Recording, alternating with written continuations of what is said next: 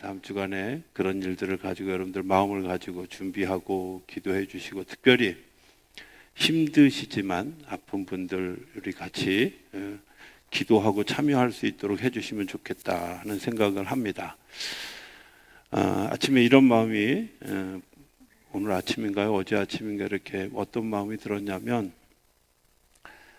우리 중에 굉장히 이제 아픔을 겪고 있는 한 분이 있다는 소식을 들었습니다.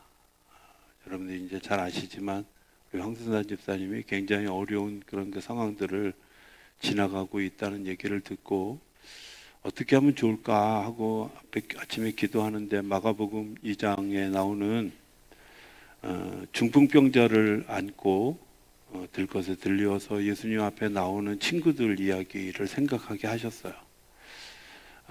환자는 자기 스스로 못 옵니다.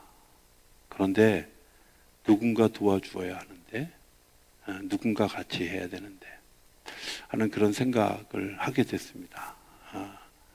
제가 우리 집사람하고 상의 안 하고 그냥 사고를 쳐야 제가 양보 안 하고 할 수 있을 것 같아서 오늘 사고를 그냥 칠 겁니다.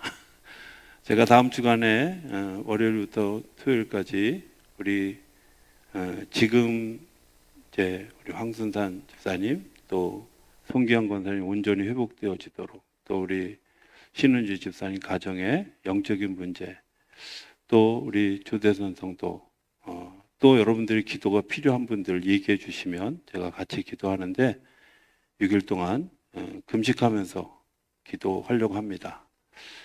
중보기도팀에게 동참해 달라고 요청했고요. 중보기도팀 내일까지 여러분들이 어떻게 동참할지를 써주시고 같이 동참해 주시고, 여러분들도 그런 역사가 있도록 같이 도와주시기를 바랍니다. 중풍병자는 혼자 걸어갈 수 없습니다. 그러나 누군가가 도와주어야. 우리가 이제 이번 주간에 나라에 대해서 나라를 같이 묵상했습니다.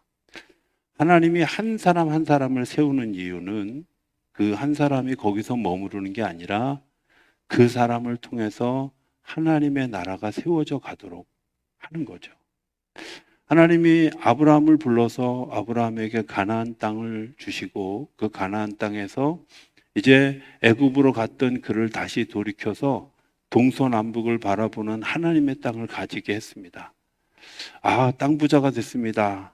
이걸 얘기하려는 게 아니라 하나님이 지경을 넓혀주시는 역사를, 지경이 넓어지면 어떤 일들이 일어나냐면 내가 가장에서 식구들을 이끄는 족장이 되어지고, 족장에서 내가 나라를 다스리는 임금이 되어지는 거죠.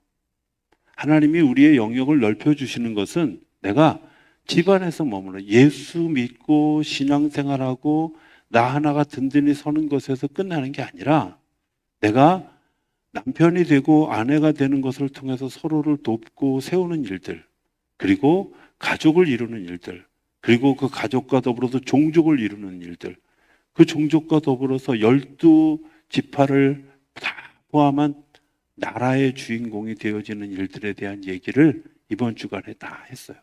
그렇죠? 그래서 하나님이 나라를 세워주시고 역사의 소용돌이 속에 빠져있던 롯을 구원하기 위해서 연합된 사람들과 더불어서 318명의 군사들과 더불어서 그 롯을 구해오는 일들을 하고 약탈당하는 일들에 대해서 하나님이 하나님의 나라를 세워가는 기초를 세워주셨어요. 그리고 난 다음에 돌아오는 길에서 멜기세덱 제사장을 만나서 왕으로서의 직위를 인정받는 거죠. 그래서 임금으로 세워진 나라를 다스리는 왕으로서, 그 나라를 다스리는 왕으로서의 제도와 더불어서 나라를 운영해가는 세금을 위해서 10의 1조를 고백하는 일들이 일어나게 되어졌습니다. 이런 일들이 준비되어지고 하나님께서 하시는 일이, 다시 하신 일이 뭐냐면 내가 너에게 자녀를 줄 것이다 하고 약속해 주신 거예요. 다시 한번 확인해 준 거예요. 그럼에도 불구하고 우리의 믿음 없는 모습은, 우리가 예수 믿고 구원받았습니다, 구원받은 백성입니다 라는 것을 알고 있으면서도 우리는 여전히 죄를 짓지요. 그리고 그 죄를 짓는 모습이 때로는 전통이라는 핑계로 때로는 남들도 다 하니까라는 핑계로 죄를 짓게 됩니다. 그 죄를 짓는 것 때문에 다툼이 일어나게 되고 그 안에서 굉장히 심각한 분쟁이 일어나고 누군가 상처를 받는 일들이 일어나게 되어진다는 거야. 그런데 그때가 내가 하나님에 대해서 목마른 것을 우리가 잘 알지 못하는 거죠. 그 목마른 것을 알지 못하는 일들이 어떤 결과로 나타나냐면 미워하고 원망하고 그리고 서로를 공격하는 일들로 나타난 것, 그게 오늘 새벽까지 얘기입니다. 자, 이제 그 학대로 인해서 하갈이 쫓겨났습니다. 하나님의 나라는 어떤 것일까 하는 겁니다. 오늘 아침에 제가 아침을 먹으면서 뉴스 하나를 보게 되었습니다. 뉴스에 이런 이야기였습니다. 어느 초등학교에서 6학년 아이가 자살을 했습니다. 그 아이가 마지막에 쓴 그 글귀에는 제가 다 기억하지 못하는데 마지막에 이런, 내가 이 세상 더 이상 살아갈 힘이 없어.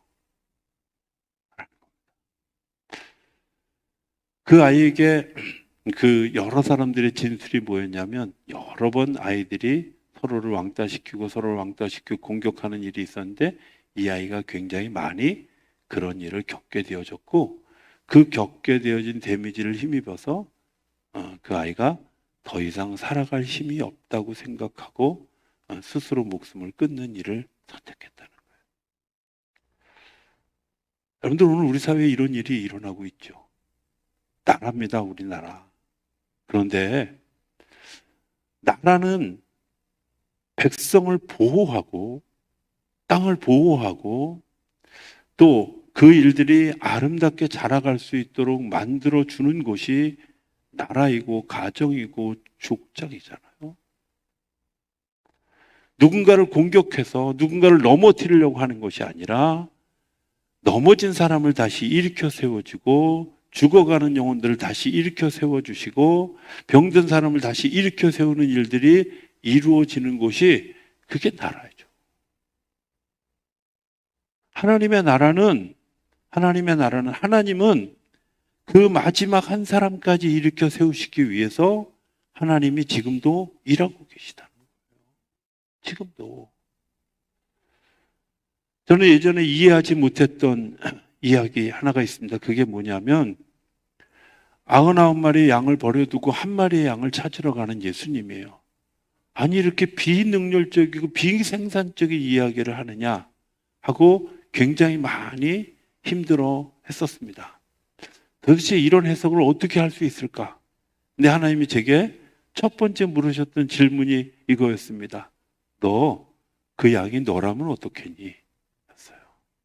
그래서 제가 바로 뭐라 그랬냐면, 아유, 저는 절대로 도망 안 가요. 도망갈 만큼 심장도 튼튼하지 않아요. 이렇게 버텼어요. 그런데 두고두고 제 마음속에 남는 여운이 있어요. 그게 너라면, 그게 내 자녀라면, 그게 내가 너에게 맡겨준 양이라면 너는 그 양 찾아서 소리를 지르면서 양의 이름을 부르면서 그가 가시덤불에 걷혀 있으면 가시덤불을 끊어가며 네 손에 피를 흘려가며 너를 구해내지 않겠니? 벼랑 끝에 떨어져 가면 그 내 목숨을 걸고라도 그 벼랑 끝에 떨어져 가는 양을 붙잡지 않겠니? 하고 물으시는. 99마리의 양이 가치가 없어서가 아니라 잃어버려진 이 한 마리 양의 가치가 이 99마리만큼이나 중요하기 때문에 다 같이 더불어 살아가는 일들이 하나님의 나라라는 거예요. 하갈이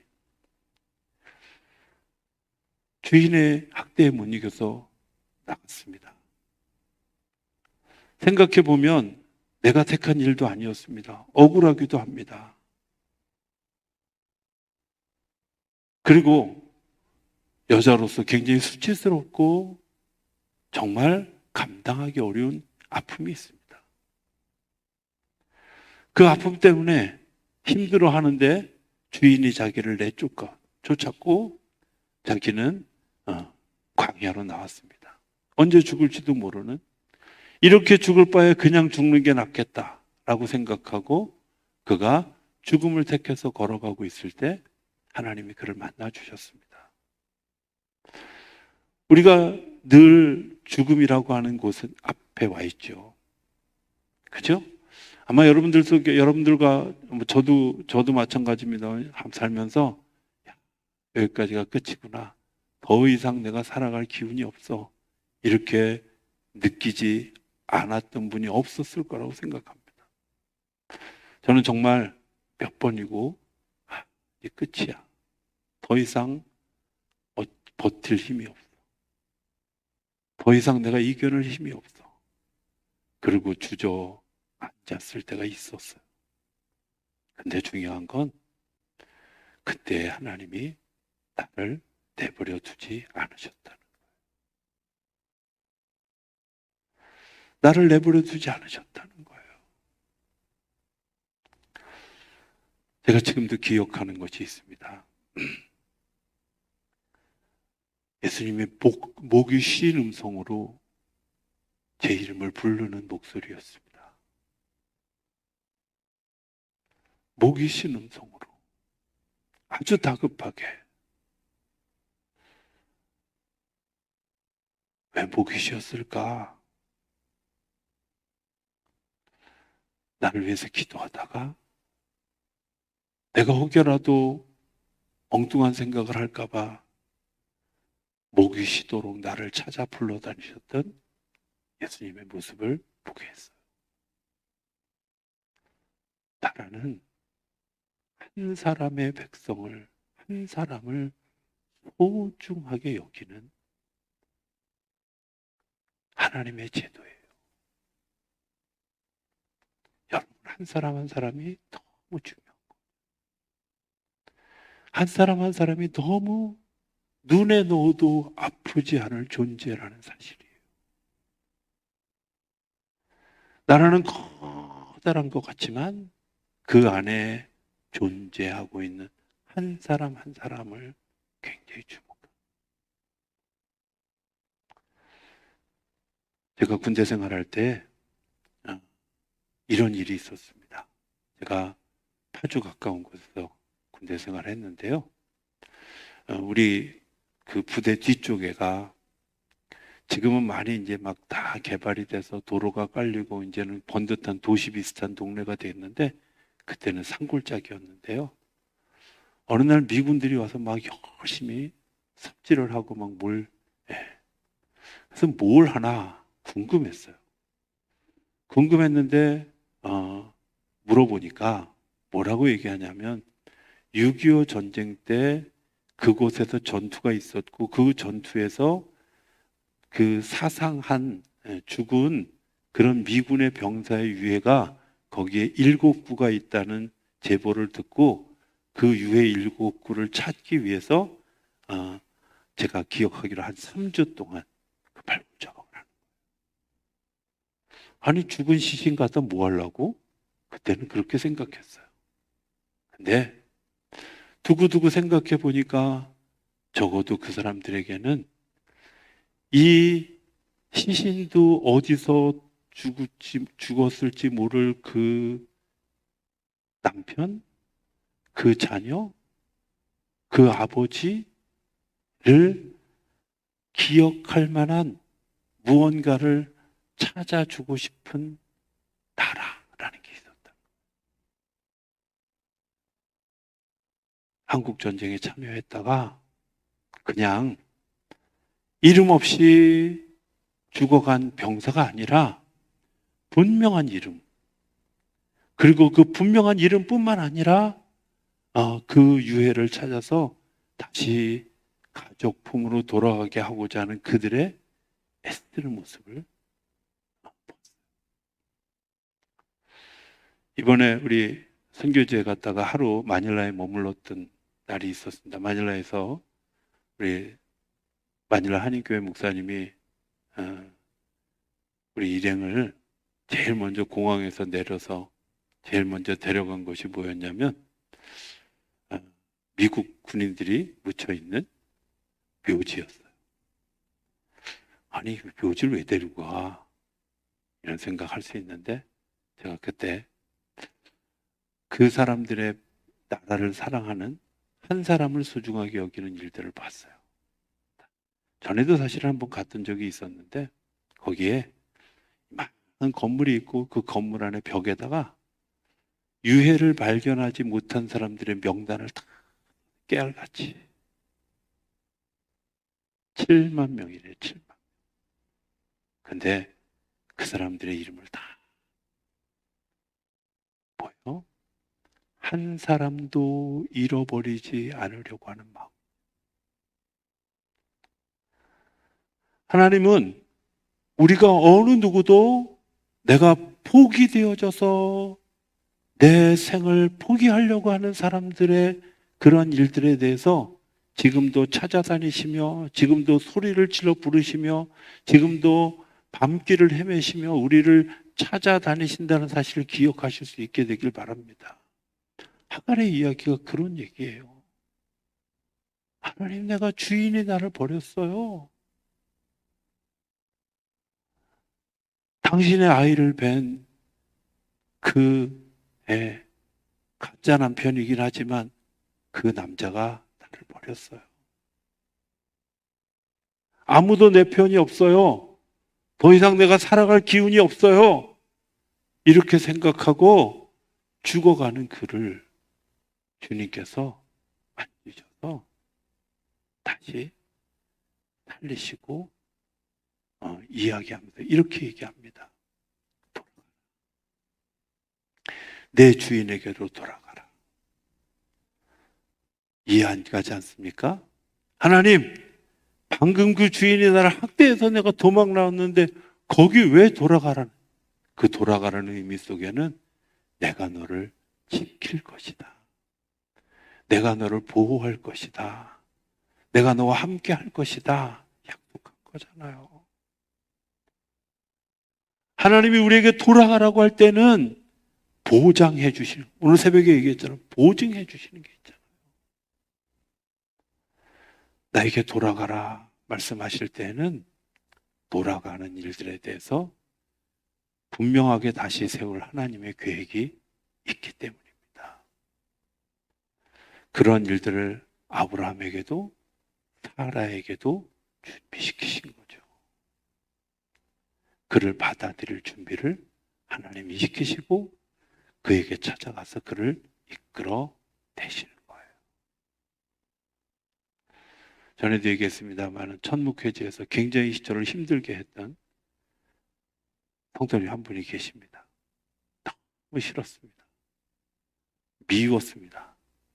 그리고 이해가 되지 않았습니다.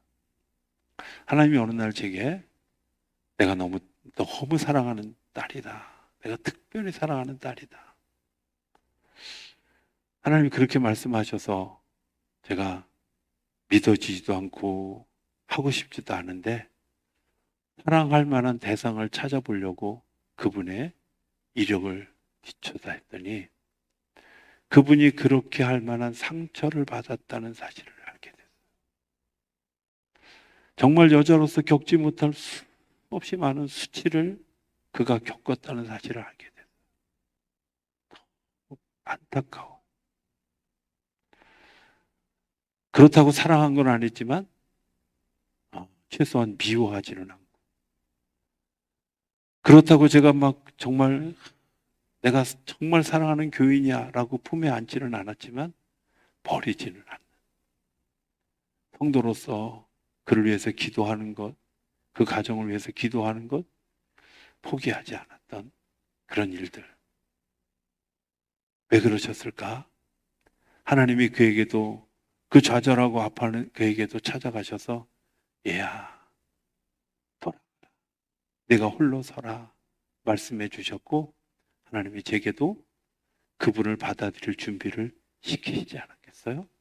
오늘 우리에게 돌아가라 하셨다면 하나님이 우리를 보장해 주시고 준비해 주신 줄로 믿습니다. 하나님이 우리에게 살리시는 길을 가르쳐 주시는 거지 죽이는 길을 가르쳐 줘요. 우리가 넘어져 있을 때 우리를 일어날 힘을 가르쳐 주시는 거지 우리로 하여금 벼랑 끝으로 밀려고 하지 않는 것이 아니라는 거예요. 하나님이 우리를 나에게 다시 이름을 불러 우리를 불러 돌아가게 하실 때에는 하나님이 나를 다시 살리실 준비를 그곳에 시켜 놓은 줄로 믿습니다. 오늘 그를 만났던 우물 이름 부엘라이로이라고 하는 그 우물, 내가 살아있는 예수님을 만나서, 살아있는 하나님을 만나서 내가 살아나게 되었다, 이런 뜻이잖아요. 오늘 우리에게도 부엘라이로이라고 하는 우물이 준비되어져 있습니다. 죽을 것 같지만, 다 끝난 것 같지만 하나님이 우리를 일으켜 세우실 겁니다. 다음 주간에 그런 일들을 위해서 우리가 정말 기도하고, 우리 안에 그런 일들이, 여러분들 안에 정말 큰 아픔이 있고 힘듦이 있습니까? 내어놓으십시오. 주님이 오늘 우리에게 어떻게 말씀하실지. 그런데 하나님이 우리를, 아까 우리 불렀던 찬송처럼 하나님의 영이 우리를 일으키시고 치유하시고 회복하시고 온전하게 하실 줄로 믿습니다. 하나님이 그 일들을 행하기 위해서 오늘도 우리가 이번 주 내내 불렀던 찬송처럼 주가 일하십니다. 내가 빈들에서 걷고 있을 때, 하갈처럼 내가 어두운 밤길을 헤매고 있을 때 내가 뭘 발견하냐면 주님이 나를 붙드시는 걸 발견. 내가 하나님께 한 걸음 나아갔을 때 나를 위해서 준비하신 여호와 이레의 하나님을 만나게 되는 거죠. 주님이 일하십니다. 오늘 이 밤에 여러분들 가운데 내가 상처 입은 마음, 두려워하는 마음, 염려하는 마음, 그런 마음들이 우리 가운데 있다면 여러분들 이 찬양을 부르는 동안에 여러분들 주님 앞에 내어놔 보십시오. 주님 여러분들을 만지실 줄로 믿습니다. 여러분들을 새롭게 하실 줄로 믿습니다. 일으켜 세워주실 줄로 믿습니다.